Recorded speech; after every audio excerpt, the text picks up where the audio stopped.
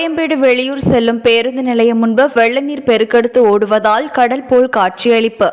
கனமழை காரணமாக கோயம்பேடு பேருந்து நிலையம் பேருந்துகள் வெளியூர் செல்லும் சாலையில் மழைநீர் பெருக்கெடுத்து ஓடி வருகிறது. கடல் போல் சாலையில் மழைநீர் தேங்கியுள்ளதால் வாகனங்கள் சாலையில் மிதந்தவாறு செல்கிறது.